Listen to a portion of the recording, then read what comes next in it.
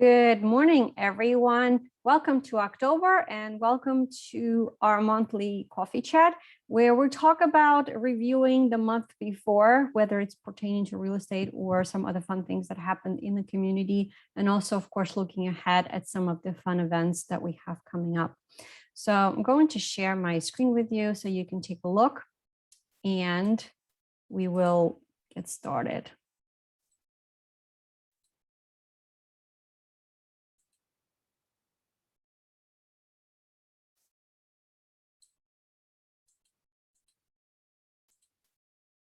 All right, perfect. Here we go. So we are, of course, starting off with our monthly home maintenance checklist. And of course, everything that I take is from our very handy yearly maintenance checklist that we usually send out to everyone on our mailing list in the month of December or January. So if you're not on our mailing list, please let us know. We're happy to send you a PDF copy to your email or as a postcard that you can then put on your refrigerator. So there are some things that are on the list that we ask you and recommend that you do on a monthly basis. And then there are some things, of course, that you can do on a quarterly, biannually, and annually. So the list for this month is we are cleaning our microwave and oven, checking and cleaning our kitchen garbage disposal, cleaning and unclogging our sink drains, vacuuming dry our lint trap. As always, every month, I recommend that you walk around your house and just double check and see to make sure there's no cracks, there's nothing broken. So that way we can repair these small things right away before they get too big. And then cleaning your range hood filters. Replacing the HVAC filter is important because we're now heading into the fall and winter season. So it's important that you are breathing clean air and making sure that your furnace and air conditioning is working in the most efficient way. And the two additional items that are on this month is checking and cleaning your humidifier.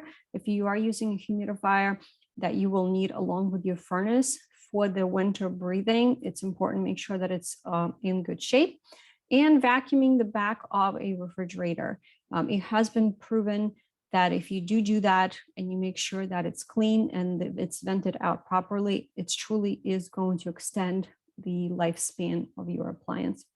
And of course, here we also recommend some items that you can use as part of your cleaning routine that help you do things more efficiently. And Scrub Daddy is one of those things. It's a really sturdy textured foam, like a cleaning item that you can use for tough scrubbing. And then depending if you need it, you can actually wet it in the cold or warm water, depending on what it is that you're cleaning. But it's something that we use on a regular basis. So we wanted to share that with you. So we are jumping right into the fall fun in New Jersey, as well as on the other side of the river.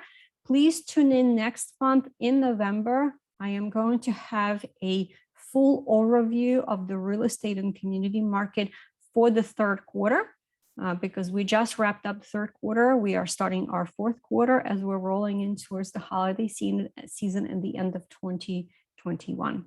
So lots of things are happening. People are thrilled that now that the summer is over and the cooler, nicer weather is here, the leaves are changing. So for some, it's bittersweet that like summer, like me. And for some who like to have cool weather, that weather is here. Of course, it's now time for pumpkins and fall decorations and fall festivals. So there's quite a few of them that are happening this month in New Jersey, in Bordentown, in Ewing, in Allentown. There's lots of things that are happening, even in historic Washington's Crossing Park. There's lots of fun things that are happening. There are, 5Ks and marathons that are also taking place because, of course, it's nicer to run in the fall when it's not as hot as in the summer. Of course, on the Pennsylvania side, there's lots of things that are happening. You're going to see more and more events for Halloween as well. Some haunted places, visits, going to abandoned places. So as you can see, there's lots of things that are happening in Bristol. Of course, Peddler's Village, historic Fosington Days coming up this weekend. And Food Truck Fest and Trick or Treat at Bolton Mansion is always one of the really popular events. All right, let's talk about holidays. What I always encourage you not to have just a major holiday to celebrate. And of course, October has plenty of them. So I encourage you to pick a couple and figure out how you and your loved ones can celebrate. Like, for example, on the 20th of October, you can have chicken and waffles for dinner. National Pumpkin Day is 10/26, and maybe you can learn a new magic trick and share it on Halloween at 10/31. So please let us know which holiday you may want to pick and choose to have fun with this month. So as always, you can join us at one of our free monthly Zoom online workshops. We have lots of exciting things that are coming up. The schedule is posted and updated almost daily on Live with Olga link that you see on your screen. We have a declutter class that is coming up, your guide to avoiding foreclosure, where we talk about the situation with the forbearance and some of the challenges that were created as part of the pandemic. What every homeowner needs to know. I am passionate about educating our homeowners in our community about how to be a responsible homeowner, because as you know, when you buy your home, your responsibilities don't just stop there. We have to make sure that we maintain our home. And in that workshop, I give you some other important tips and ideas that you should write them down. Senior living options and seniors be smart about avoiding scams is 2 workshops out of our senior series that we bring back on a regular basis, depending on requests and demand from you, as well as our community partners. As always, you can reach out to me if you want to talk to me privately, pick my brain, ask for suggestions and recommendations. We have our complimentary concierge service where if you need services of a professional or you need a contractor, think of us as your vetted Yellow Pages A to Z. We are doing free home consultations, whether it's in person or in Zoom. If you need some suggestions on how to update your home, how to maximize the investment that you want to make into the repairs in your home, we're happy to make some suggestions. Of course, we are providing free market analysis of your home and your neighborhood, so that way you know where you stand and how your equity in your home may affect you if you are maybe thinking about or making plans to make a move, whether it's now or a few years down the road. And of course, as you know, making a move is one of the top 10 stressors that we have. So please allow us to help you make it as stress-free as possible. Whether you are in the United States or Canada, we can help you make it as stress-free as possible. So that's what I have to share with you. And I wanted to also share with you a fun personal tip that I discovered not too long ago, and I truly started utilizing and implementing. As a lot of you know, I am a huge bookie, a bookie as a reader. I read for pleasure. I read to educate myself, to make sure that I am better at my work and what I do for my clients. I also read nonfiction. I read some news. I read because that's how I de-stress. This is how I relax. This is how I learn. And as you can see, I have quite a library in the back. These are my favorite bookshelves that I have put in that house some of my favorite books that I have decided that I'm going to reread and invest in. So what I decided to do recently is, like, one of my favorite authors is Clive Cussler, as I have shared with many of you in my newsletter. I do have provide some recommendations. It's very well written, it's easy to read, and it's super interesting. So if you're looking for a good book, good adventure book will help you relax, I strongly recommend that you check out this author. So I actually realized that I missed a couple of his books. So these are from a couple of years back. But what I started doing is that all of his books are fiction. However, what I started doing is, if I'm planning on keeping the book, I will pencil in the actual book. But if it's a library book, I started creating a little list on a piece of paper. And what I started doing is underlining words that maybe I don't understand or know, places or some kind of historical facts, or interesting geography, or name of a river, right? So for example, this book that Clive wrote is called The Tombs. And it actually has to deal with the burial place of Attila the Hun, right? So we're going back to like 1st century. So what I underlined on page 45 this is what I want to show you, is a couple of words, right? So one of the sentences was, I am tempted to assume they were Huns. So I underlined the word Huns. And then what I do is at the end of the book, or sometimes I will even look up the meaning and who these people are as we go through.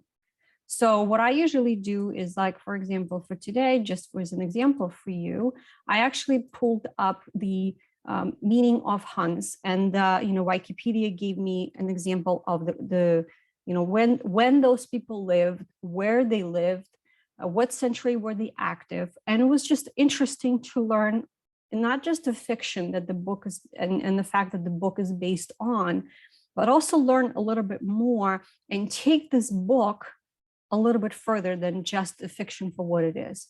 Okay, so another couple of things that I have outlined that I wanted to share with you is, for example, a English word that I don't know. So the sentence was, the Pope had come from the southeast, and since he was the supplicant, he went to Attila's camp. Well, I underlined the whole sentence because I did not know what the word supplicant was. So I underlined it, and I looked it up in the Merriam-Webster dictionary. And supplicant, the synonym for this noun, also says it's a solicitor, someone who is a pleader, petitioner. So I was happy because not only did I read the book that is fiction, but I also learned a couple of new words that have now added to my own vocabulary. And then I did this, and then I also highlighted on page 253, the story takes us into a little bit of historical facts that talk about Silk Road, right? So going back, Silk Road that ran through China, India, Persia, and the Byzantium. And then it says it was destroyed in 1209 and so forth. And I was like, you know what? I really want to read more a little bit about Silk Road. I do know what it is, but a lot of the times we know just the basics. So again, I went back to Google and I started reading about the Silk Road. It was a network of trade routes connecting the East and West from the 2nd century BCE to 18th century CE. It was central to the economic, cultural, political, and religious interactions between these regions. And it usually refers to land routes as well as to some sea routes that connect East Asia and Southeast Asia with South Asia, Persia, and the Arabian Peninsula. So you can just continue reading. And I thought it was, a little bit interesting. And again, my goal was to learn a little bit more about the actual facts that are used in this book of fiction. So I just wanted to share this tip with you on something that I do that is a little bit extra in my reading. And you can apply the same strategy to other things that you read, whether it might be a newspaper or you even reading some kind of a magazine and there's some kind of fact that is mentioned and you want to learn a little bit more about it. You can always make a note, write down your list of words or places or some kind of historical fact, and then do a little bit more research. This way you actually learn a little bit more from what you're reading. So I hope you enjoyed my little tidbit on some of my own practices that I wanted to share with you that I hope you also going to find fun.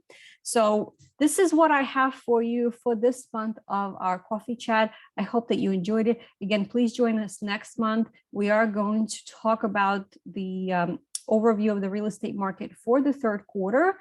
And I'll give you some of my own thoughts on what we can expect for the rest of the year. And we are going to start planning for the new year of 22 for the first and second quarter. So thank you so much for joining us. We hope that you enjoyed this edition. Have a great month. And until next time.